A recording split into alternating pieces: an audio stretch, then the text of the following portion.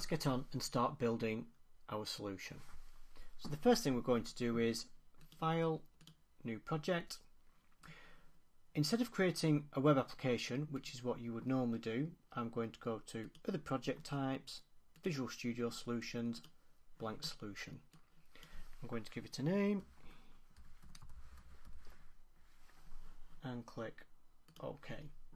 Now what this does is it creates an empty solution for our project, but then there's nothing else in it. If we'd have created a web project first, it would have named it accordingly, and then any subsequent projects we put in would have gone into that main folder, and it wouldn't have looked as neat, which is why I prefer to create the empty solution first.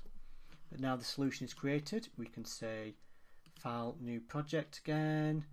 Now we want to create a class library. This is going to start holding our modules.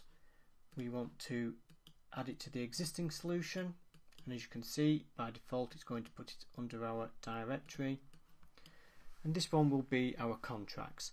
Now I'm going to name the project the same as what I've called the solution dot, and then what it is that the class library is going to be responsible for. So in this case it will be our contracts. Okay, we can delete the standard class file that it puts in there, and then we're going to add the next project.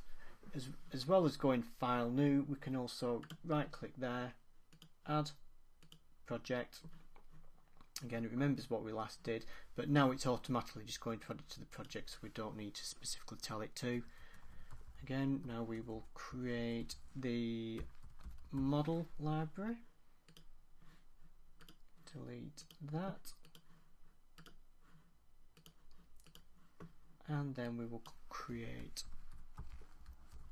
our data access layer.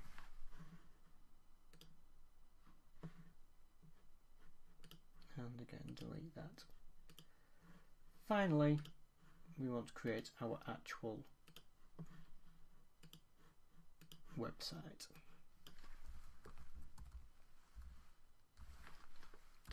Web UI.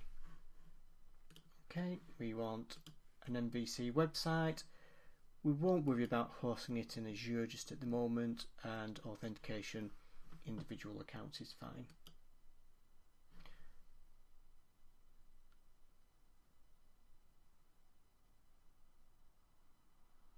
And once that's finished, we're ready to start building out the application.